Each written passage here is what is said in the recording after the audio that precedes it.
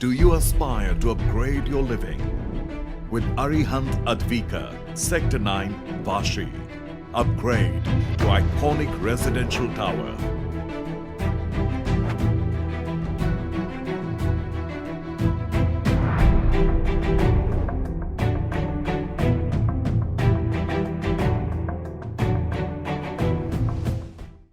नमस्कार, ख़ास मेहमान में आपका स्वागत है। आज जो हमारे ख़ास मेहमान हैं वो जानी जाती हैं अपने फॉलोअप के लिए, और इतना ज़बरदस्त फॉलोअप होता है कि चीफ मिनिस्टर्स भी बचते नहीं हैं, और सिर्फ फॉलोअप ही नहीं, काम करवा के लेती हैं। जी हाँ, आज हमारी ख़ास मेहमान हैं बेलापुर की एमएलए मंदाताई मात्रे।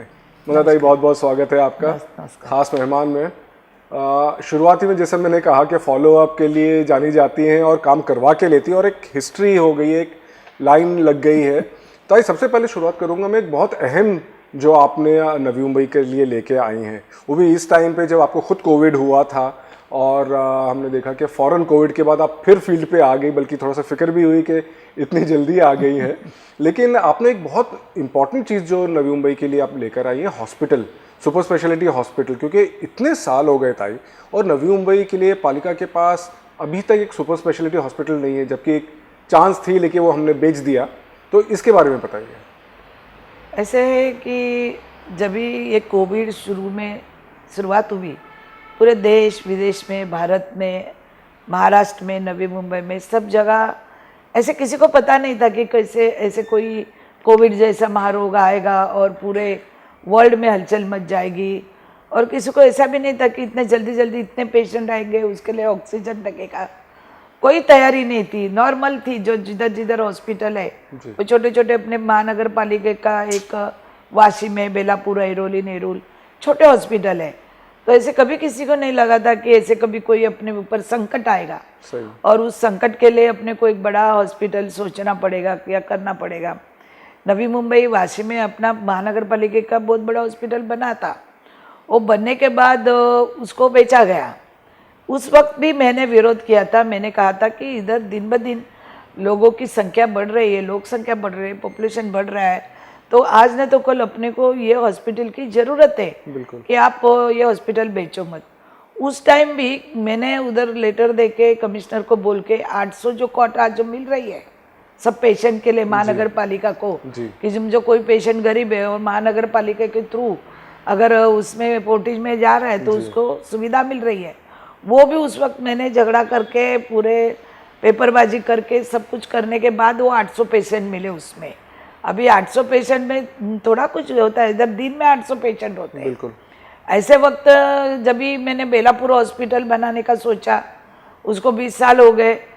18 साल तो मैं लड़ाई लड़ती रही, कॉरपोरेटर थी तब से। उसमें पंडरी दादा पाटिल जो अपोजिशन लीडर थे बेलापुर के, उन्होंने वो प्रस्ताव डाला था, उसको आगे मैंने फॉलोअप किया पूरा वो जाने के बाद। तो बात ऐसी है कि कोई भी चीज़ है वो होनी ज़रूरी है। आज आप पर जाके देखो बेलापुर का हॉस्पिटल, उसमें पैसा ही नहीं दे रहे थे, स्टैंडिंग में पैसा 17-18 करोड़ नहीं पास करते। जो 3-4 करोड़ में चीज़ बनने वाली थी वो 18 करोड़ तक पहुंच गई, और सालों से फिर होने के बाद नामकरण नहीं होना चाहिए, मेरा नाम नहीं लगना चाहिए, इसलिए जल्दी जल्दी में 2014 के पहले ही उद्घाटन कर लिया। आज तक उसको कोई बोर्ड नहीं लगा हमारा नाम का। मैं 2 बार चुन के आई, क्योंकि मानसिकता लोगों की जो है ना वो सही नहीं है। नाम किसका भी लगने दो, जो काम करेगा उसका नाम लगेगा। मैंने भी नहीं बोला मेरा नाम लगाओ, मैं नाम के लिए भूखी नहीं हूँ। वो हॉस्पिटल बनने के बाद साल भर ऐसे ही रहा, ना उसमें कोई सुविधा प्राप्त हुई ना कुछ। अभी सब आजू बाजू में गांव है, छोटे छोटे दारावा गांव है, बेलापुर है, दिवाला है, शाहबाद है, सीबीडी बेलापुर है। इसमें की जो लेडीज है अभी डिलीवरी के लिए एमजेएम में जाना पड़ता है, सीजरिंग का बिल देखो 25, 30, 40, 50 हज़ार के ऊपर ही होता है। सब मिडिल क्लास के लोग हैं। फिर उसमें मैंने 2014 का आमदार फंड दिया 1 करोड़ रुपया, उसमें बेबी बॉक्स भी दे, जो बच्चे होते हैं उनको काविल जॉन्डिस होता है उसमें रखने के।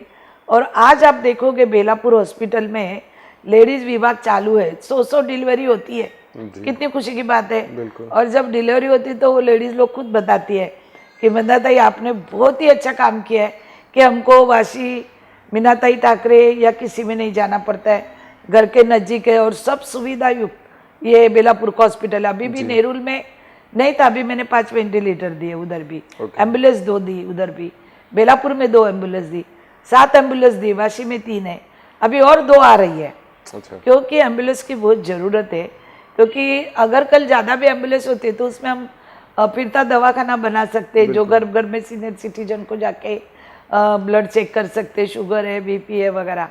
आज बेलापुर में आप जाकर सचमुच देखो, उधर की शूटिंग करो, आपको पता चलेगा कि मंदाताई का पहले से दिमाग में है कि हेल्थ की और एजुकेशन की सुविधा यहाँ के लोगों को मिलना चाहिए। तो 2014 में हॉस्पिटल पहले बना, उसके बाद में सब सुविधा दी। अब मुझे ये कोविड के टाइम ऐसे महसूस हुआ कि जब मुझे फ़ोन आते थे कि हमको वेंटिलेटर नहीं मिल रहा है, हमको बेड नहीं मिल रहा है। आपको पता नहीं होगा, कम से कम उरण, पनवेल, जासई है, रसायनी है, तलोजा है, कलवा है, मुंबई है, चेंबूर है, यहाँ से काफ़ी लोगों के पहचान के लोग, एक में समझो आपका रिलेटिव चेंबूर में है तो वो फ़ोन करते थे बेड नहीं मिल रहा है। सही बात। मैं कम से कम 1000 के ऊपर मैंने अपोलो में हॉस्पिटल में लोगों को एडमिट किया होगा, ये बाहर के लोगों को। यहाँ के लोगों को तो इतना मिडिल क्लास है, हम पालिका में भर्ती करते थे, हम लोग डीवाई पाटिल में करते थे, फिर हम तेना में करते थे, एमजीएम में करते थे। एमजीएम वालों ने काफ़ी सपोर्ट किया मुझे इस बिल कम करने में, लोगों को लेने में। जिस दिन मुझे कोविड हुआ, मैं 9-10 दिन घर में लोगों की सेवा कर रही थी। जब मुझे ज़्यादा ऑक्सीजन की ज़रूरत तब मैं जाके हॉस्पिटल में एडमिट हुई।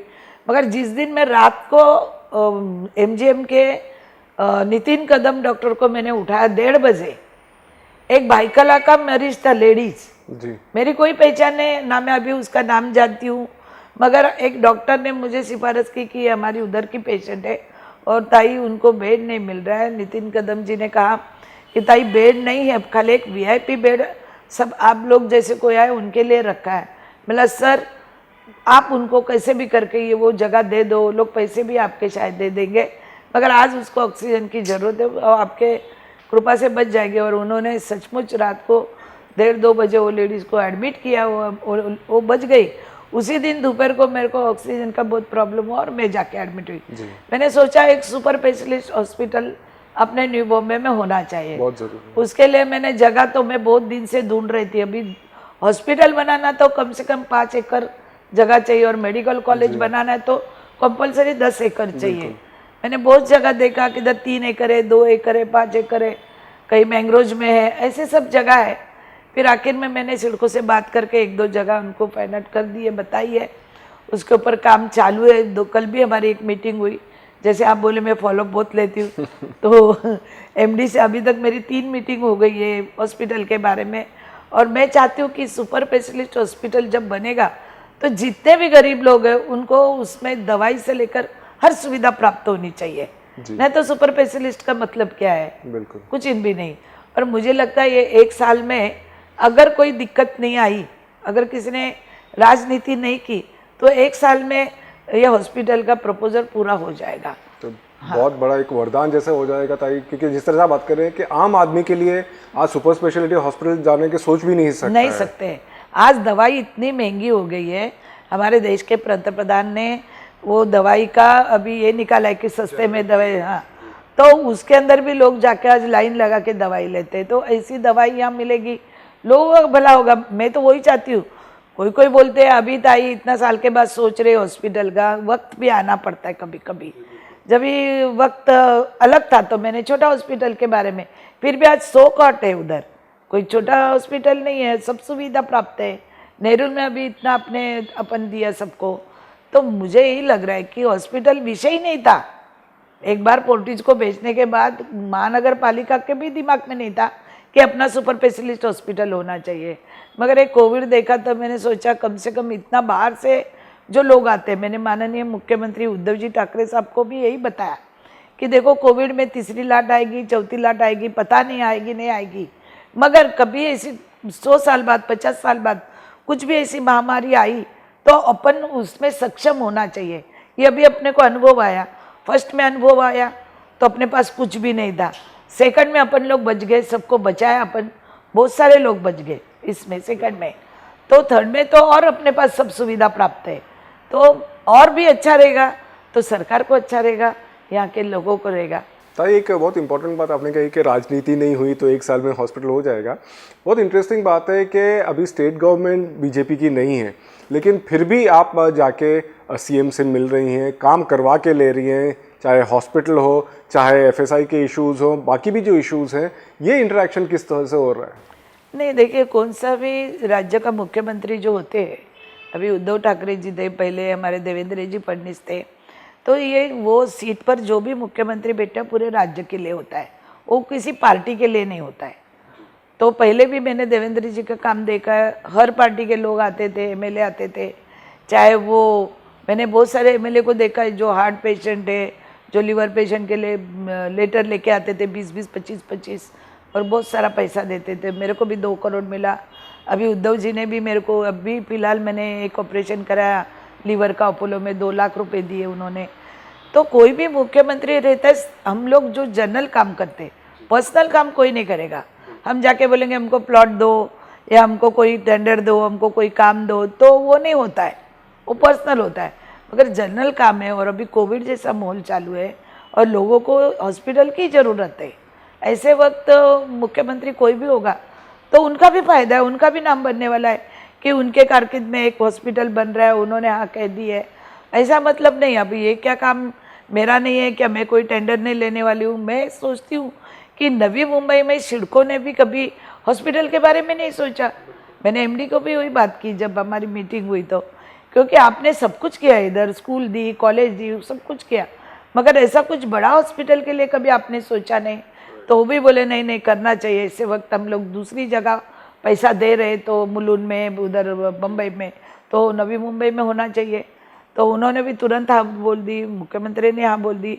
अभी प्रोसीजर का प्रस्ताव शुरू कर दिया है, प्रस्ताव का जो थोड़ी जगह वो मैंग्रोज में, उसको किस तरीके से, और क्या होता है मैंग्रोज में भी जगह रहेगी, मगर जो अच्छा काम है पब्लिक के लिए, हॉस्पिटल है कुछ, तो वो लोग परवानगी पर्यावरण वाले देते हैं। तो वो पर्यावरण की परवानगी का अभी हमारा सब ये मसला चालू है। अगर कुछ दिक्कत नहीं आई, सब ने इसमें साथ दिया, सब पार्टी ने साथ दिया, तो 100% ये अच्छा हॉस्पिटल है नवी मुंबई के लिए तैयार होगा।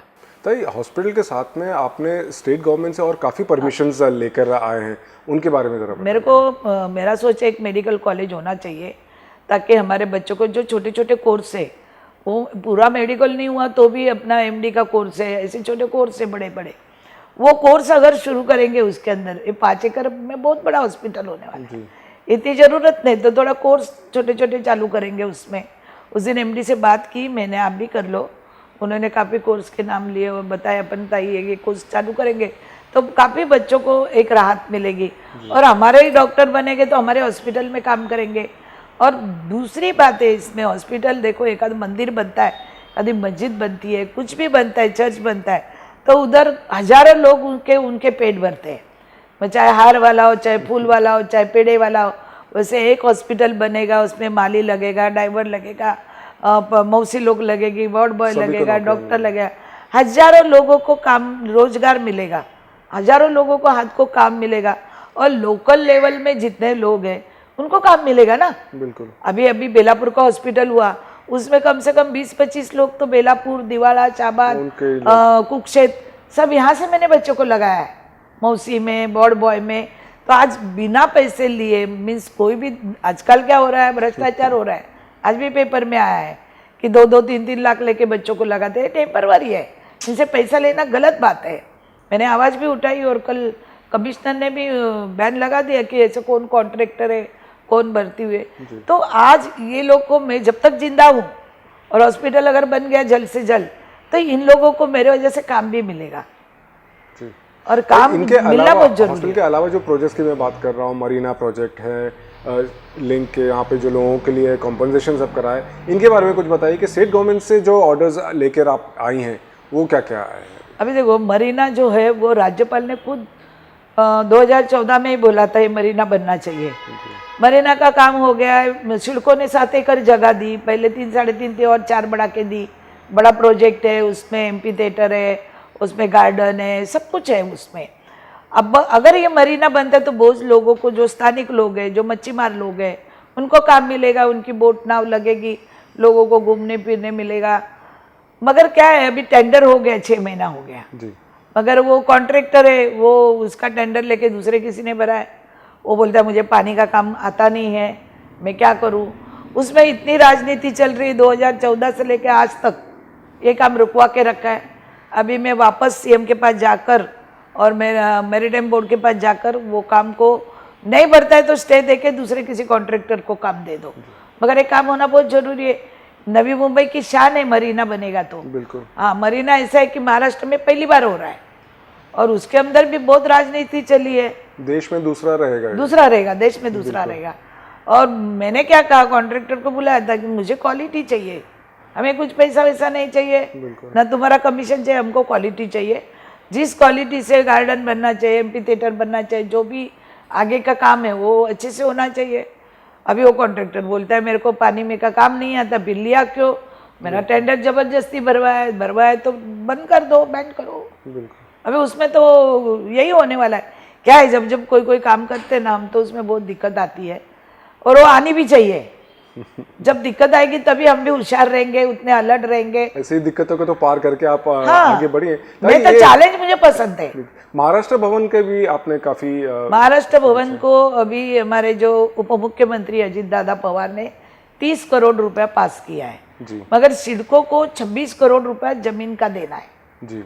26 कोटी रुपया। तो मैंने अभी अजित दादा से एक लेटर देके बात किया कि एक मीटिंग कराओ सिडको से। अगर सिडको महाराष्ट्र भवन को फ्री जगह देती, जमीन हमारी है, बिल्कुल, ये कोई सिडको ने घर से जमीन लाई नहीं है, सही। इनको 26 करोड़ क्यों देने का?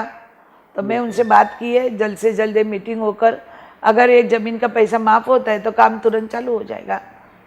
एक और चीज ताई जो आपने सालों से करती आई है और अभी भी और करिए, जेटीज को लेकर। हाँ, कि ये शुरुआत से जब किसी ने नहीं सोचा था, क्योंकि यहाँ पे 2004 एरिया है, यहाँ पे जो कोली समाज है, उसके बारे में और क्या हो रहा है? देखो, जब मैं 2004 में आमदार बनी एमएलसी, तब बहुत काफ़ी ये समुद्र किनारे के लोग मेरे को आके लेके जाते थे, दिखाते थे दारू की बोतल टूटी है, उसमें से जाते पैर कट गए। पहले दीवा गांव के लोग आए जी। और दीवा गांव में मैंने 1 करोड़ की आधी जेटी बना दी। वो पैसा कैसे रहता है एमएलसी का? 25 लाख 25 लाख 25 लाख ऐसे करके होता है। वो आया तभी तक मेरा टाइम पीरियड खत्म हो गया, आधा काम रहा है। वो आधा काम का भी पैसा मैरीटाइम बोर्ड में पास हुआ है। तभी वहाँ के एमएलए आए, मैं उनको भी 2-3 बार बताया कि वो जेटी पूरी करो। घनसोली में मैंने एक जेटी बनाई, वो तो कीचड़ में से बहुत लंबा जाना पड़ता था, तो एक किसान ने वो ज़मीन दे दी, उसमें से हम लोगों ने रास्ता बनाया। रास्ता बना के उधर जेटी आधी बनी है, आधी बाकी उधर देखो लाइट की सुविधा दी है मैंने, पानी की सुविधा। उधर कार्यक्रम होते हैं भगवान के, एक चेरा देव करके हमारे समाज में चेरा देव होता है, वो समुद्र के उधर किनारे रहता है, उसका उधर वो लोग भजन कीर्तन खाना पीना बनाते हैं। अच्छा बनाया है एकदम, आप सोचेंगे नहीं कि इधर पहला इतना कीचड़ था। आगे का काम वैसे ही रुक गया। उसके बाद मैंने वाशी बनाया जी। फिर वाशी शीशोर का बनाया, करावा बनाया, इधर बेलापुर में 2 चालू है, दिवाला में 3-4 बनाया। तो जेटी विजन एक मेरा उधर हाउस में भी एक नाम पड़ गया है जी। कि जेटी का काम है, तो सब लोग मेरे को फोन करते हैं। फिर कभी कभी डांडा से फोन आता है, कभी उरण से फोन आता है, कभी अलीबाग से आता है कि आपने किस तरीके से बनाया है। अभी आप दिवाला गांव में जाके देखो, पूरा दिवाला गांव को चारी बाजू से मैंने रास्ता बनाया जी। बिल्कुल। जो उधर रहते हैं ना, उधर से घूम के जाना पड़ता है। अभी उधर से शॉर्टकट से जाते हैं, इधर से जाने वाले इधर से जाते हैं। और स्मशान भूमि के बाजू में मैंने जो जेटी बनाया है, उधर शेड बनाया, उधर अभी शादी होती है, 2-2 हज़ार पब्लिक बैठती है। और शेड में मैंने 2 अच्छे दूल्हा दुल्हन को रूम बना के दिए, टॉयलेट बाथरूम बनाया, शीशे लगाए कि दूल्हा दुल्हन उधर। मैं गरीब लोगों के लिए वो एक जगह बहुत फायदेमंद हुई। बिल्कुल, गरीबों के साथ साथ आप सीनियर सिटीजन्स के लिए भी कर रही हैं, ओल्ड एज होम का भी आपका। ओल्ड एज होम का काम चालू हो गया, आप जाकर आओ उधर भी। और बहुत ही मुझे ये जो सीनियर सिटीजन लोगों का आशीर्वाद मिलेगा, क्योंकि जिसके 1-1 2-2 बच्चे बाहर है। अभी कोविड में मैंने देखा बहुत सारे सीनियर सिटीजन मुझे फ़ोन करते थे कि घर में कोई नहीं है, तो हम लोग ने एक गाड़ी रखी थी जी। पुलिस से परवानगी ले, उसमें जो चाहिए वो भर के हम लोग उनके घर तक हमारे पीए लोग पहुंचाते थे। ऐसे कितने लोगों को हम लोग ने सर्विस दिया कोविड के टाइम में। ये क्या बताने की बात नहीं है कि ये हमने किया वो हमने किया, ये करने की बात है। ऊपर से सीनियर सिटीजन को मैंने 5 टन अनाज भी दिया। सब जितने भी अपना ये केंद्र है 15-20 उसमें जाके हम लोग ने हर सीनियर सिटीजन को अनाज दिया। सानपाड़ा जैसे एरिया में ऐसे नहीं लगता था कोई अनाज लेगा, फिर भी लोगों ने लिया, क्योंकि काम धंधा सब बंद है। क्या करेंगे ऐसे वक्त एक मानुस की करके अपन बोलते हैं ना, ये आरोग्य सेवा इज ईश्वर सेवा है, वो मैंने फर्ज निभाया और निभाती रही हूँ। आप लोग का सबका आशीर्वाद दुआ से। ये प्रकल्पग्रस्तों का भी जो इशू सालों से आ रहा है, सिटी सर्वेक्षण वगैरह का भी इशू हो रहा है, उसको भी आपने बढ़ चढ़ के बहुत लिया है, क्या पोजीशन है? वो देखो, मैंने गवर्नमेंट से 20 साल पुराना ये लोग का सिटी सर्वे नहीं हो रहा था और वो प्रॉपर्टी कार्ड मिलना चाहिए करके मैंने लोकसभा के टाइम में ये करके लाके मैंने बेलापुर से शुरुआत की थी। बेलापुर से शुरुआत की, गांव-गांव में शुरुआत करने के बाद कई लोगों ने उस टाइम जो राष्ट्रवादी में थे उन्होंने वो काम मेरा बंद कर दिया, मोर्चे निकाले, गाँव वालों को बोला मंदाताई तुम्हारे घर भिजवा देगी, तुमको नासिक भेजेगी। बहुत अनपढ़ लोगों जैसा काम किया जी। वो नहीं करना चाहिए। बड़े मुकाम पे पहुंचने के बाद हम छोटा लोगों को तकलीफ नहीं देनी चाहिए। हमने खुद किया तो दूसरे को नहीं करने का है। अभी देखो, उस टाइम बंद किया, फिर वापस सरकार दूसरी आ गई। अभी जो हमारे कलेक्टर है नार्वेकर साहब ने, उन्होंने दूसरी एजेंसी, पहले शिजोले थी, अभी दूसरी है, फिर उसके बाद कोविड स्टार्ट हो गया जी। अभी वो काम बन के पड़ा है, खाली सर्वेक्षण स्टार्ट करने का है, वासी, सानपाड़ा, दिवाला गाँव वगैरह जो भी है। मगर क्या होता है, एक बार कोई काम करने को निकलते और उसको कोई पनवती लग गई ना तो पूरी लगती जाती है। वो काम के पीछे मैंने रात दिन मेहनत करके लाया था। पहले तो मैंने पुराने लोगों के प्रॉपर्टी टैक्स निकाले, मेरे खुद के पैसे से लोगों को दिया लाके।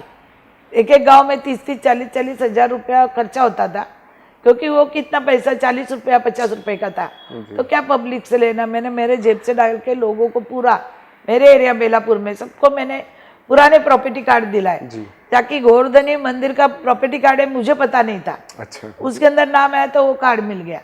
तो जिसकी जमीन जिसको पता भी नहीं थी उनको कार्ड मिल गए। कितने सारे शाहबाद में मुस्लिम समाज के लोग हैं। इधर भूमिपुत्र खाली आगरी कोली नहीं है जी। ये जो दिवा पाटिल के नामकरण के लिए जब मोर्चा हुआ तो सब बोले आगरी कोली नहीं है। यहाँ शाहबाज गांव में मुस्लिम है, बोनकड़ा गांव में मुस्लिम है, ये भूमिपुत्र है। यहाँ सोनार लोग हैं, या ब्राह्मण लोग हैं, यहाँ शेड्यूल क्लास के लोग हैं, 12 बुलेटदार लोग यहाँ भूमिपुत्र है, जो शुरू से मारवाड़ी लोग हैं, शुरू से यहाँ पर सालों साल रहता है। उनके दादा, परदादा, उनके और दादा, तो उनकी यहाँ पर जमीन थी। ये सभी लोग यहाँ के भूमिपुत्र है।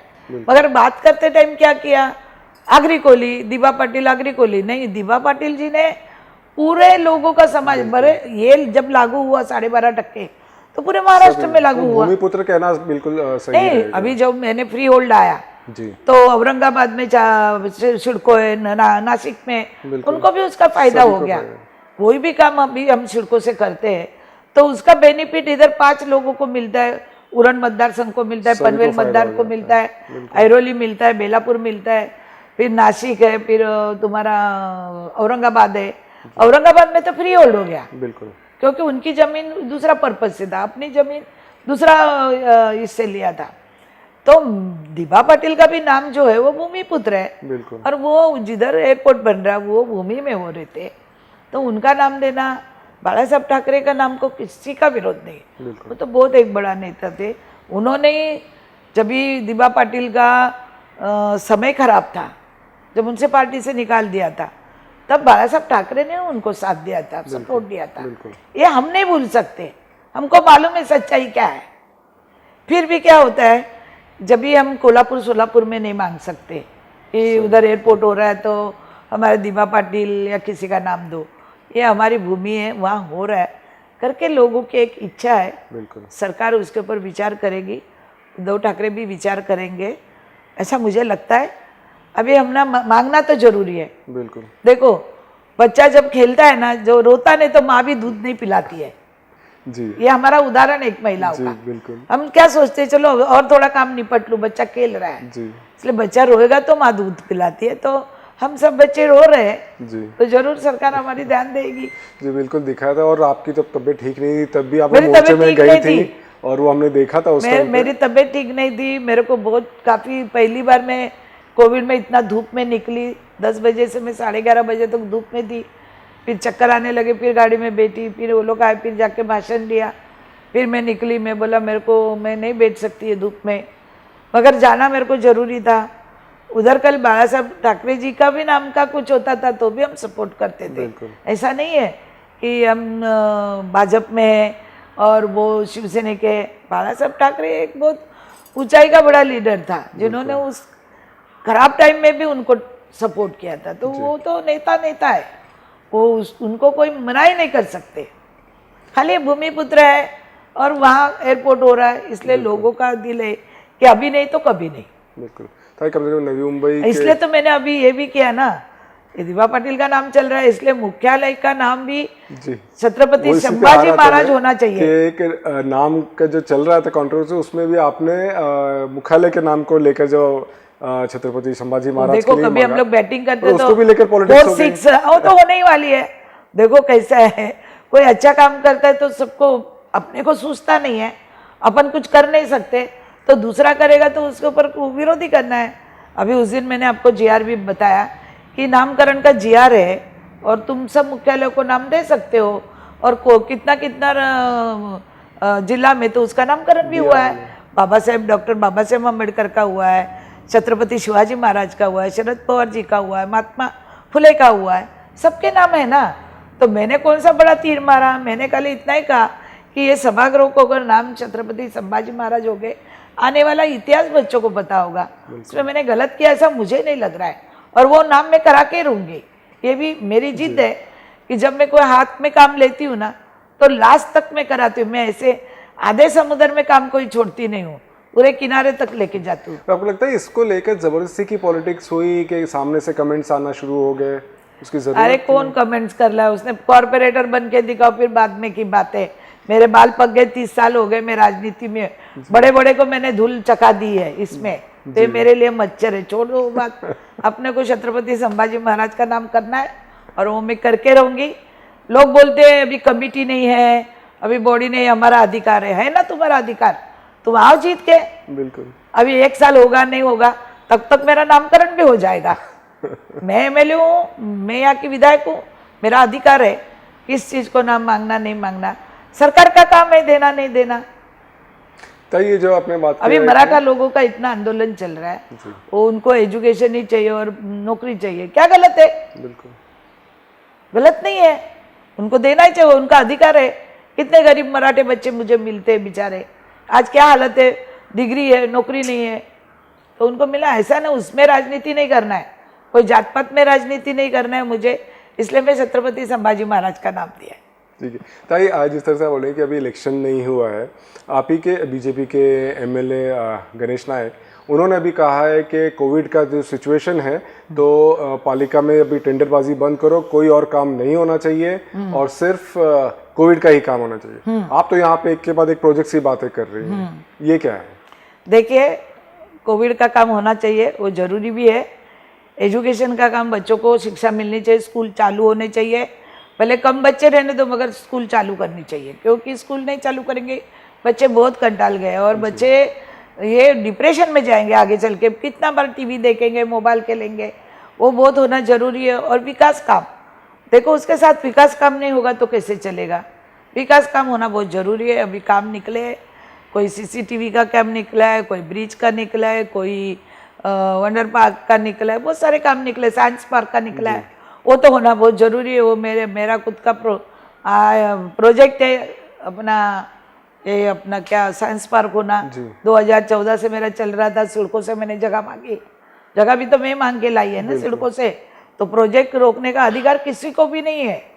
और बेलापुर मतदार संघ में जितने भी काम चालू है वो होते रहेंगे, कोई बंद नहीं कर सकता है। तो आपका मानना है कि भाई अरोली में जो करना है करो, बेलापुर में उनको जिधर जिसको जो करना है करो। बेलापुर की विधायक मैं हूँ और मैं जो विकास काम करना चाहती हूँ करते रहूंगी। और मैंने अधिकारी को बोल दिया इधर का एक भी काम बंद नहीं करने का। क्यों करने का है बंद? देखो पहले कौन काम करके लेते थे, यही लोग लेते थे, अभी वो आ गए उठाना वाले। मुझे उनसे कोई लेना देना नहीं है, ना मुझे कमीशन से लेना देना है, ना किसी को टेंडर मिला हो। मेरे को खाली क्वालिटी वाइज जल्द से जल्द काम चाहिए, बात खत्म। तो उन्होंने जनरल बात की है कि पूरे नवी मुंबई में काम, वो उनका वो देखे, मैं मेरा देखो, मैं विधायक में हूँ, या 4 लाख लोगों के वोटों से मैं चुन के आई हूँ, मेरी एरिया है, उसमें क्या काम करना नहीं करना वो मेरा अधिकार है। मेरा अधिकार कोई छीन नहीं सकता है इधर। बिल्कुल। वो लोगों ने मुझे अधिकार दिया है।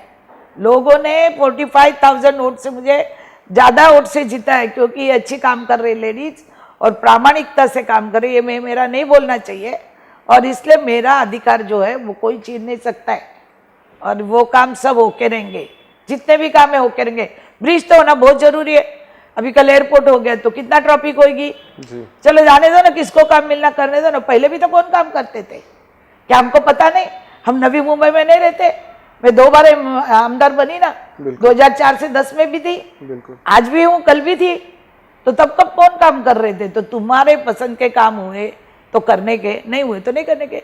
ये काम यहाँ के बेलापुर मतदार संघ के हो गए। मैं थोड़ा ही इसमें बोलती हूँ, वो मेरा अधिकार है और कोई कॉरपोरेशन का कोई अधिकारी नहीं छीन सकता है। कोई भी काम करने दो, मुझे उससे लेना देना ही नहीं है। बट काम मेरा नहीं रुकना चाहिए। नहीं, काम नहीं रुकना चाहिए बेलापुर का। कोई भी ऐसा नहीं कल बोलना चाहिए उठ के कि कोविड के टाइम में ये काम नहीं हुआ, ये घटन है। अभी देखो कल सीबीडी भर गई है। कल मैं जाने वाली थी कमिश्नर को मिलने में, अभी 2 दिन छुट्टी है, पूरी सीबीडी भर रही है। पहले ये लोग सब बोले नाथ बीच जाके घूमे सब लीडर को लेके, कुछ हुआ नहीं। अभी सब लोग बोलते ताई तेरे से होएगा नहीं। मैं भी देख रही थी जो आके टीवी पे बोल रहे हैं हम करेंगे, करो ना, करके दिखाओ।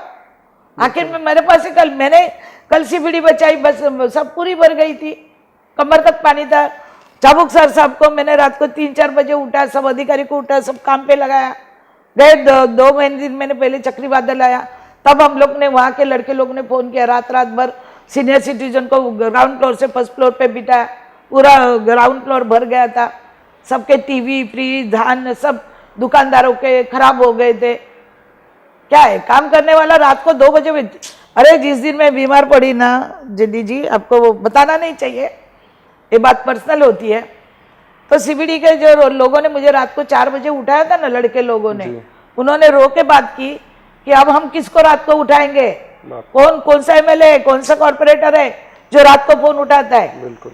और रो के बात की है। वो बोले मेरे को कि हम लोग भगवान को पानी में रखा कि ताई जल्द से जल्द अच्छी होनी चाहिए, और एक बच्चे लोग सब जिंदा है। वो आपको चाहे तो जाके इंटरव्यू देंगे। यही दुआएं और यही एक लगाव है जो नहीं, उनको यहाँ फोन उठा। अभी देखो सुरेश कुलकर्णी के इधर गए साल में एक दीवार गिर गई उस टाइम, उधर तुरबा में, तभी डॉक्टर पतिवार थे, उस टाइम की बात है। तो रात को दीवार गिरी, 3 लोग दीवार के नीचे गड़ गए। उन्होंने सब कॉर्पोरेटर को फोन किया, किसी ने फोन नहीं उठाया, सबने नेताजी को किया, किसी ने उठाया। आखिर में मेरे को फोन किया। फोन मेरे को करने के बाद मैं बोला चिंता मत करो, मैं अभी एम्बुलेंस की व्यवस्था करती हूँ। मैंने डॉक्टर हॉस्पिटल में वो ने डॉक्टर पत्तीवार को उठाया रात को। डॉक्टर पत्तीवार ने उधर के फटाफट एम्बुलेंस भेजी, लोग भेजे, वो गड़े हुए लोगों को निकाले, तीनों जिंदा बच गए। और तुरंत हॉस्पिटल में अपनी सुविधा मिल गई, लोग बच गए। बिल्कुल। तो क्या होता है, अपन अपने फोन अपने पास नहीं रखेंगे, अपन पब्लिक का फोन नहीं लेंगे। मैं क्यों फोन साथ में रखती हूँ, कभी किधर अपघात हो गया, अपनी जरूरत है, पुलिस की जरूरत है। अभी परसों 1 महीना पहले इधर एक मारवाड़ी ऊपर से कार गिर गया, हम लोग ने तुरंत सबने भाग दौड़ के एम्बुलेंस बुलाया, तुरंत सीबीडी से पुलिस बुलाया, एमजीएम में एडमिट किया। वो आप जैसा आदमी तब बेचारा बच गया, उसके मान में थोड़ा मार लग गया, गाड़ी पलटी ऊपर से होते आई। तो ये जो काम है ना, ये बहुत जुनून काम है। बिल्कुल। नहीं तो खाली होशियारी बताने का, विरोध को विरोध करने का, उसको 10 मिनट चर्चा को बैठा, अरे तुम क्या चर्चा मेरे से करोगे? जो देश की राष्ट्रपति है, एक सभागृह में तुम जो साल में अच्छा भाषण करते हो, वो भी कौन सा भाषण, ऐसा लल्लू पंजू भाषण नहीं। महाराष्ट्र के राज्य के लिए अभी जैसे कोविड आया, तो कोविड में उपाय योजना क्या करनी चाहिए, कहाँ से अपन सीरम तैयार करना चाहिए, ऐसे उसके ऊपर जो आधा घंटा 1 घंटा जो बात करता है। तभी मैंने 2005 और 6 में एड्स के ऊपर बात किया था, एड्स का बिल के ऊपर। और तभी का आरोग्य मंत्री विमलताई मुंदड़ा थी, उन्होंने उसको जवाब दिया था कि मंदाताई ने जो जो सूचना की या सभागृह में जितने सदस्य ने सूचना की उसको हम फॉलोअप करेंगे। रेड लाइन में हम लोग रेड लाइन एरिया में ये कम बिठाएंगे अपना क्या निरोध का वगैरह मशीन वगैरह हम बैठाएंगे, जैसे अमेरिका में होता है फ्री में वगैरह। से बहुत सारे सलाह होटल में कैसे लोग रखते हैं काम पे, जो घर से भगाए रहते हैं 1000-2000 में खाने, उनके तरफ से एड्स कैसा फैल, ऐसे सब। उसके ऊपर 2005 का वो संसद पट्टू करके पुरस्कार का नाम है। बिल्कुल। जो वो संसदीय मंडल है वो उसको किसी को देने का वो Award देता निर्माण है। करती है। उसका नाम है उत्कृष्ट संसद पट्टू, जी बिल्कुल। मगर उत्कृष्ट वक्ता सभागृह का वो पुरस्कार होता है, वो मेरे को मिला। वो बोलता है वो क्या मिला क्या मिला, अरे कोई बात किया बगैर मिला क्या, अनपढ़ है क्या, कोई बात किया बगैर कोई, वो क्या बिकत लेने का है किसी जाके बिल्कुल। कि मेरे को ये पुरस्कार दे दो, मेरे से 20-25 हजार ले लो, ऐसा है क्या? बिल्कुल, एक राष्ट्रपति के हाथ से पुरस्कार बहुत बढ़िया, मिलना बहुत सम्मान की बात सम्मान होती की बात है। और यहाँ पर पूरा ठाणा और इसमें रायगढ़ में एक मैं महिला हूँ मैं, जो 20 साल के दीपा पाटिल जी को मिला था, उनके बाद में मेरे को मिला महिला बड़े का। सम्मान की आज तक इतना इधर एमएलए है, इतने एमएलए हो चुके, मंत्री, उनको तो नहीं मिला ना। बिल्कुल। तो ये बात कैसे गलत करते हैं? और शायद यही बात शायद खटकती है ताई लोगों को। और एक और जो आपने आजकल इशू जो काफ़ी उठा रही हैं आप, ये वो करप्शन का इशू पालिका में, चाहे वो गार्डन को लेके हो, चाहे भर्ती को लेके, और अभी भी आपने लेटर लिखा है।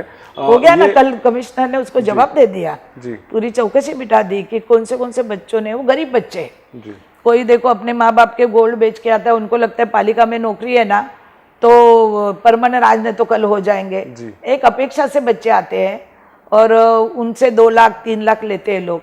फिर साफ सफाई में होने दो, अभी ड्राइवर की नौकर भर्ती हुई, कोई पुणे का कॉन्ट्रैक्टर है, किसी ने इधर से कॉन्ट्रैक्ट लिया है, वो भर्ती कर रहा है 2-2 3-3 लाख लेके, किसी ने वो डाटा के लिए भर्ती किया है कॉन्ट्रैक्ट लेके, उनको अभी तक महानगर पालिका ने लेटर नहीं दिया है काम करने के बाद, सही बात। ऑर्डर लेटर नहीं दिया है। अरे बाप। कल परसों बच्चे में चंपू सर से बात किया कि क्यों लेटर नहीं दे रहे हो आप, आपके कॉन्ट्रैक्टर लोग ले रहे, कॉन्ट्रैक्टर लोग चाहिए क्या को, पालिका में ले ना सीधा, बिल्कुल। और कॉन्ट्रैक्ट बेस पे रखो पालिका ने।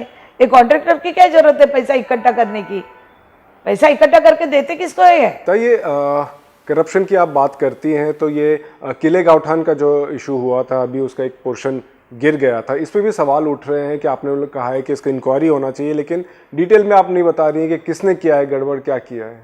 देखिए ऐसा है कि बहुत साल से ये जो बुरुज है किला गावठन है, तो उसके लिए हम लोग सभी लोग प्रयास कर रहे थे यहाँ के लोग कि ये होना चाहिए होना चाहिए, हो नहीं रहा था। जब भी सिडको के एमडी गंगरानी साहब आए तो उनको मैंने बोला कि आपका गेस्ट हाउस के सामने भी एक बुरुज है उधर उस साइड में, तो कितना गंदा लगता है वहाँ। देखो हर लीडर जाके गेस्ट हाउस में सोता है, 10-10 20-20 दिन रहता है, कोई सिडको डायरेक्टर जाके रहते हैं, सबने देखा, मगर कभी किसी ने ये नहीं सोचा कि ये बनना चाहिए।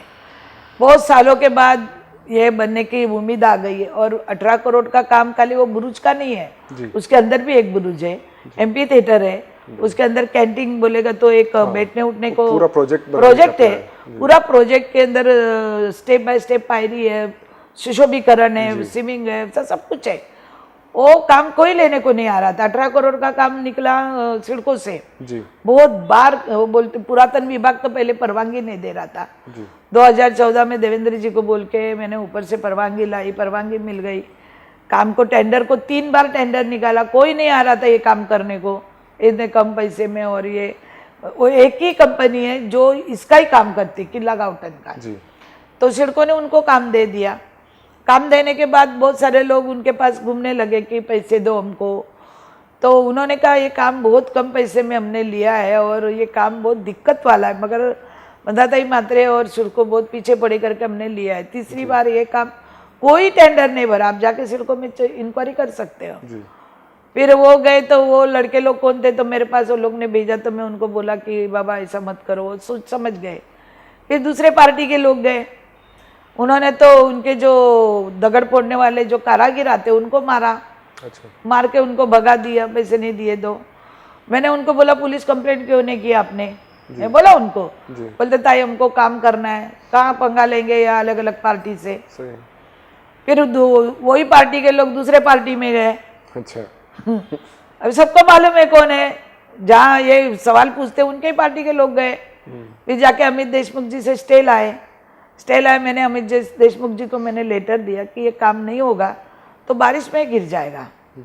फिर उन्होंने 6 महीने पहले, बारिश के 6 महीने पहले उन्होंने कॉन्ट्रैक्टर ने सिडको को एक लेटर दिया कि ये काम पूरा नहीं होगा तो ऊपर से खुला रहेगा, बारिश का पानी भर जाएगा और फिर वो दीवार निकल जाएगी, तो हमको शेड बीड मारने का परवानगी, उन्होंने लगाया था सब शेड बीड का, बराती ये लगाने का परवानगी दो। मगर ये लड़के लोग बोलते ये करने का नहीं, ये मट्टी बारी है, सीमेंट नहीं, ये नहीं वो नहीं। एक शेड हो जाती थी, बाद में हम लोग चौकसी करते बैठते थे। बिल्कुल। और शेड नहीं हुई, कॉन्ट्रेक्टर को अभी हम कुछ कर नहीं सकते क्योंकि उन्होंने लेटर दिया सिडको को जी। कि बाबा ये काम गिरने वाला है। उसने लिख के ही दिया था कि बारिश में ये काम गिरेगा, जी। उसको सपोर्ट नहीं है, कुछ नहीं है। और काम का क्या हुआ, तो अभी बीच में चक्रवादल आया, जी। बहुत बारिश गिरा, जी। उसमें वो गिर गया। अभी बोलते पुलिस कंप्लेन करो, ये करो, वो करो। कॉन्ट्रैक्टर नहीं चाहता ना किसके नाम देना। बिल्कुल, ये तो और यही लोग वो बोलते मेरे को काम करना है इधर। जी। और लोग भी कौन है, राजनीति के लोग है। और मैं नाम देने से वो क्या पास पे जाने वाला है? ये लोग की सरकार में जाके बचा के लाएंगे। अभी मैंने 8 करोड़ का काम का भ्रष्टाचार निकाला, तब ये किधर थे नवी बॉम्बे वाले? इनका भी भाई का काम था ना उसमें। जी। इन्होंने भी तो लोग लगाए उसके अंदर, वो शाह कॉन्ट्रैक्टर के पास। जी। सबका मेरे पास रिकॉर्ड है, किसने कितने कितने बच्चे उसके साथ लगाए, किसने कितना कितना पैसा लिया, सब मालूम है। तो सबके नाम लेने को जाएंगे तो फिर रोज मेरे को एक झगड़ा, एक पुलिस केस करनी पड़ेगी। जी। मैं जिस वक्त ये प्रकल्पग्रस्त का मुद्दा उठाया, इतना भ्रष्टाचार हुआ, इनके काम बंद कर दे, तब कोई नहीं आया बाहर। और किला के ऊपर बात करते हो, एक 18 करोड़ के ऊपर बात करते हो, जो 8 कोटी का है उसका कुछ नहीं है। जी। उस सिर को देख लेगी कॉन्ट्रैक्टर से। बिल्कुल। मगर वो गिरना नहीं चाहता, वो चीज़ होनी चाहिए। ये समाज कंटक लोगों ने पैसे के लिए काम बंद करवा दिया, रुकवा दिया। मैं आज भी बोल रही हूँ, मैं नाम लेने की जरूरत नहीं, पूरे नवी मुंबई को मालूम है कौन जाता था, कौन काम बंद कराता था, कौन क्या करता है, सब लीडरों को मालूम है कौन जा रहे थे। जी, बस एक पॉलिटिकल इसको बना दिया गया है। हाँ, इसको एक काम अच्छा होता था तो मंदाताई का नाम होगा, इसलिए काम को सत्यानाश कर दिया जानबूझकर। रेड्डी जी, ये किला गाउटन का काम इतना पुरातन का काम होता था तो नवी मुंबई में एक 4 चांद लगता था, एक अच्छा, हाँ, एक पर्यटन का क्षेत्र बनता था।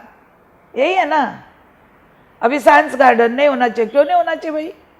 इतना करोड़ निकाला है तो पहले भी तो इतने इतने करोड़ के काम निकले ना। बिल्कुल। एक एक ब्रिज बने ना, कि नहीं बने? बिल्कुल बने। बने ना, उसमें क्या है? देखो, मेरे कोई पीछे पड़ेगा तो मैं किसी को नहीं छोड़ेगी, और मेरे एरिया में मुझे ज्यादा तकलीफ देगी तो मैं भी दूंगी। ओपन बात कर रही हूँ मैं। बिल्कुल। मैं के चुप चुप के बात नहीं करती हूँ, ना मैं किसी से डरती हूँ। मैं एक भगवान से मेरे डरती हूँ बस। मैं गलत काम नहीं कर रही हूँ, ना मैं किसी का घर तोड़ रही हूँ, ना कभी मेरे इतने सालों में मैंने ऐसा एक फोन किया कि इसने एक बालकनी बढ़ाई तोड़ दो। मेरा घर तोड़ा, मेरे घर के पीछे पड़े, मेरा घर तोड़ा, ऊपर तोड़ा, नीचे तोड़ा, सब तोड़ा। मेरे पीछे पड़े मेरे घर के, मैंने किसके घर के पीछे पड़ूंगी? मैं जब किसी का घर बना नहीं सकती हूँ तो मुझे कोई तोड़ने का अधिकार भगवान ने नहीं दिया है, नहीं मैं तोड़ूंगी। ये जो मुद्दे आप उठा रही हैं करप्शन के, इससे उंगली जो उठती है कुछ आपके पार्टी के लोगों के ऊपर भी उठ रही है। उठने दो ना, कोई भी रहने दो, मेरा बाप भी रहने दो। मेरा बाप भी रहेगा और वो करप्शन करेगा तो मैं नहीं छोड़ेगी, कोई भी रहने दो। देखो, तुमको खाना है ना, तुमको माइनिंग तो मिलती, मार्जिन तो मिलती है टेंडर में। जब तुम बच्चों को भर रहे हो उसमें तो तुमको पैसा मिल रहा है ना, फिर बच्चों से कोई पैसा ले रहे हो। जी। तुम 5% 2% खाते हो ना, खाने दो ना, मैं नहीं बोल रही हूँ, आज तक खाते आए हो ना। मगर तुम जाके कोई काम ही नहीं करोगे, 8 करोड़ का बिल लोगे तो मैं बोलूंगी ये जनता का प्रॉपर्टी टैक्स का पैसा है, खून पसीने से भरते लोगों के पास पैसा नहीं। अभी प्रकल्पग्रस्तों को 450 लोगों को 3 गुना प्रॉपर्टी टैक्स भेजा है, और हम यहाँ घोषणा क्या करने की, प्रॉपर्टी टैक्स नहीं बढ़ाएंगे, पान टैक्स नहीं बढ़ाएंगे, फलान नहीं बढ़ाएंगे, विस्तार नहीं बढ़ाएंगे। फिर अभी जो बढ़ रहा है उनको बचाओ ना। बिल्कुल। तब कोई नहीं आता है, तब मंदाताई है चिल्लाने के लिए। फिर मंदाताई के खांधे पे बंदूक रखने को बहुत सारे नगर सेवक फोन करेंगे कि दाई ये मुद्दा उठाओ, तो मंदाताई ने कोई मक्ता नहीं लिया है। जिधर मुझे गलत लग रहा है, बच्चों के बारे में मुझे दया आ रही है, मेरे बच्चे, बच्चों के बारे में बोल रहे हूँ। जब गार्डन का हुआ तब सब प्रकल्पग्रस्तों के ऊपर अन्याय हुआ करके मैं बोली, बाकी के तो काम पे तो सब लोग खा ही रहे हैं ना, अभी भी काम तो चालू ही है ना, क्या नहीं चालू है? बिल्कुल। बिल्कुल। उसके ऊपर तो नहीं मैं बोल रही हूँ ना। ताई, एक जो चीज़ देख रहे हैं कि एरोली के एमएलए, बेलापुर के एमएलए एक ही पार्टी है, लेकिन गणेश नायक और आप में अभी तक कोई कोऑर्डिनेशन अभी तक नहीं दिख रहा है, क्योंकि विजिट्स भी अगर हो रही है कमिश्नर के साथ में अलग अलग हो रही है, मुद्दे जो उठा रहे हैं वो अलग अलग हो रहे हैं, ये कोऑर्डिनेशन अभी तक नहीं दिख रहा है। देखो जेडी जी, ऐसा है, अगर हमको साथ में रह के काम करना है तो कई बातें छोड़नी पड़ती है। जी मैं जाती हूँ एरोली में, कभी दिक्कत दी उनको, कोई मीटिंग की, कोई मेरे को बस सब लोग बुलाते हैं, जी तुम आओ, हम 5-10 हज़ार की मीटिंग करते हैं। क्या एरोली में मैं पहले काम नहीं करती थी? मैंने सब झोपड़पट्टी में मैंने कांग्रेस में थी तभी काम किया है, एनसीपी में थी तब काम किया है। मैं क्या बोलती, जो काम पहले के एमएलए थे संदीप नाइक कर रहे हैं, मैं क्यों डिस्टर्ब करूं? जब कोई काम कर रहा है तो उनको जाके डिस्टर्ब नहीं करना चाहिए। जी अभी ये मेरे पार्टी में आ गए, मेरे को इधर डिस्टर्ब कर रहे हैं सब, मेरे एरिया के प्रश्न, मेरे एरिया का सब कुछ मैं काम कर रही हूँ ना। मेरे जितना अगर किसने महाराष्ट्र में काम किया होगा ना, तो मैं कल राजनीति छोड़ दूंगी। मैं कोविड काल में भी उधर बैठ के मैसेज बना के मेरे पीए को भेजती थी कि रक्तदान कम हो रहा है, रक्त की टुटोड़ा हो रही, लोगों को आह्वान करो कि यंग लड़के आके महाराष्ट्र शासन को मदद करे, ब्लड दे वगैरह। मैं उधर बैठ के भी ये सोचती थी लोगों के बारे में, क्योंकि मुझे ऐसा लगता है ये पोस्ट जो है ये काम करने की है, तकरार करने की नहीं है। तो लोग बोलेंगे तेरे को नहीं काम आता था तो छोड़ दे, हम दूसरे को देंगे। ये चेयर पे जो भी बैठा है, कांटे की कुर्सी है, इसमें काम करना चाहिए। ये नहीं बोलना चाहिए मैं ये किया वो क्या वो क्या, ये मेरा फर्ज है। लोगों ने मेरे को उसी के लिए चुन के दिया है। ये मैं कोई पे मेहरबानी नहीं कर रही हूँ, ये काम कर रही हूँ, तो मैं अपने आप को यही सोच समझा रही हूँ कि मैं इन जनता पे कोई मेहरबानी नहीं कर रही हूँ। आपने मेरे में कुछ देखा और आपने मुझे चुन के दिया और आशीर्वाद दिया करके मैं आपका काम कर रही हूँ। दूसरा क्या होता है, जब भी अपने को एक दिल से जुड़ना है ना, तो इसके उसके काम में दखल अंदाजी नहीं करनी चाहिए। बिल्कुल। तो ये अभी चुनाव, अभी मेरे एरिया में बहुत बिल्डर आए, कॉन्ट्रैक्टर आए, सभी काम ये लोग को ही चाहिए, तो हमारे कार्यकर्ता कहाँ जाएंगे? बिल्कुल हमारे कार्यकर्ता जाते बोलते अरे फलाने ने काम ले लिया अभिस्तान, अभी हम डरते उनको, ऐसा है वैसा है। अरे क्यों डरते हो? तो आज मैं यहाँ की विधायक हूँ, तो मुझे विधायक मानने को कोई तैयार नहीं तो मेरे को कोई दिक्कत नहीं, जनता मानती है ना मेरे को। बिल्कुल, जिस जनता को मैं चाहिए बार बार मानती है, वो मेरे को मानती है ना। जिस दिन जेटी का नाम तोड़ा, जेटी के ऊपर का, वो लोग क्या बोले मछुआरे, जिस दिन हम ये जेटी से सुबह में जाते हैं ना ताई, तो हमारे हृदय में तुम्हारा नाम है। मैं 2 बार एमएलए हुई पर आज तक मैंने बोर्ड नहीं लगाया। मैं नाम के लिए नहीं भूखी हूँ, मैं काम के लिए जरूर भूखी हूँ, नाम के लिए नहीं है। मेरे ख्याल से ताई वो जो जेटी का हुआ था, मेरे ख्याल से वहीं पे आप एमएलए बन गई थी उसी दिन। ये जो कोऑर्डिनेशन नहीं है, अभी भी मतभेद है, इलेक्शंस जब पालिका के होंगे आगे बढ़ गए हैं, लेकिन इसको लेकर भी बातें हो रही हैं कि टिकट के बंटवारा किस तरह से होगा। सही बात है ना। अभी देखो जहाँ बीजेपी के लोग पहले के काम कर रहे हैं, उधर कॉर्पोरेटर है उसको टिकट मिलेगी, ये तो मैंने पहले भी आपकी मुलाकात में बोली। जो कॉर्पोरेटर आए उनको बेचारे को देना ही चाहिए, वो बेचारे यहाँ पर आए भाजपा में, उनके लिए मैं कुछ बोली क्या? उनको मैंने सबको अनाज की मदद की, मैंने गिन गिन के नहीं देखा ये मेरा है, ये उसका है, ये भारतीय जनता पार्टी का, ये शिवसेना का है। मैं शिवसेना वालों को भी दिया ना, मैं कांग्रेस वालों को भी दिया। जिन्होंने अनाज मांगा, मैंने अनाज में कभी भी मैंने भेदभाव नहीं किया, मैंने सबको दिया, पत्रकारों को दिया, सब चीजों को दिया। जितने भी लोग मेरे को बोले हमको चाहिए, हमने ना नहीं बोला। अभी कैसा है, जिधर मेरे लोग हैं उधर भी इनके लोगों को टिकट चाहिए, सानपाड़ा में वाट लगा दी है, तो ऐसे इसमें तो महानगर पालिका हाथ से जाएगी ऐसे लोचे में। बहुत लोगों को कमिटमेंट दे दिया गया है कि अरे सबको कमिटमेंट दे रहे, तो हमारे लोग कहाँ जाएंगे बीजेपी के? तो ये मामला कैसे सुलझेगा फिर? वो सुलझेगा, ऊपर वाले बैठे वो सुलझाएंगे, मेरे को क्या लेना देना है। मेरे को पार्टी जिसको टिकट देगी उसका मैं काम करूंगी, चाहे वो कोई भी रहने दो, पुराना रहने दो, नया रहने दो। काफी लोग जो यहाँ के हैं आपके पास आए हैं टिकट के लिए, और आपको लगता है कि उनको मिलना चाहिए, उनके लिए आप क्या करेंगे? नहीं देखो, टिकट के लिए तो मैं फाइट करेगी ना करेगी, ऐसे थोड़ी बैठी रहूंगी हाथ पे हाथ देख के। फाइट करके तो जीती हूँ, मेरा जीवन ही संघर्ष है। इधर कौन चाहता है मंदा मात्रे को? जो पॉलिटिक्स में उनको हर को इधर सपना रात को गिरता है कि कल मैं आमदार बनूं, तो मंदा मात्रे को क्या आता है? अरे नहीं आता तो काम किधर से हुए? ये क्या काम है क्या एम्बुलेंस देना? उस दिन एक ने पत्रकार परिषद ली, एक पार्टी ने, बोलते एम्बुलेंस देना कोई काम है क्या? अरे पागल, लोगों की इधर जान जा रही है 2-2 2.5 हजार रुपया देके। तो ये पता सुना है, हमारे सोर्सेस ने बताया है कि पार्टी की भी जो मीटिंग हुई थी आप लीडर्स के साथ में, उसमें भी आपने बहुत जोर शोर से ये हाँ बात क्यों उठाई नहीं, है। अभी भी बोलूंगी, मैं क्या डरूंगी क्या। मैं पार्टी के बारे में सोचती हूँ, मैं मंदा मात्रे का कोई ग्रुप नहीं बना रही हूँ, मैं पार्टी का ग्रुप से चल रही हूँ, मैं पार्टी के गाइडलाइन पे चल रही हूँ और मैं पार्टी के गाइडलाइन पे ही चलूंगी, क्योंकि जिस पार्टी ने मुझे 2 बार एमएलए बनाया उस पार्टी के गाइडलाइन पे ही मुझे चलना है। मुझे क्या यहाँ छोड़ छोड़ के नहीं जाना है, बस हो गया। तब तकलीफ थी राष्ट्रवादी में करके इधर आई, नहीं तो मैं क्यों राष्ट्रवादी छोड़ती थी। जिस राष्ट्रवादी को 15 साल मैंने खून पसीना, मेरा पैर गया, आज मैं लगड़ा के चल रही हूँ, मेरा पैर गया रेलवे के नीचे।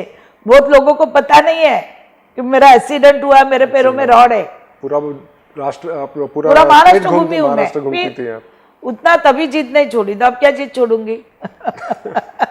ताई काफ़ी आपने कुछ बताया है, प्रोजेक्ट्स आप बहुत लेकर आई हैं, आखिरी में हमारे व्यूअर्स से क्या कहना चाहेंगे?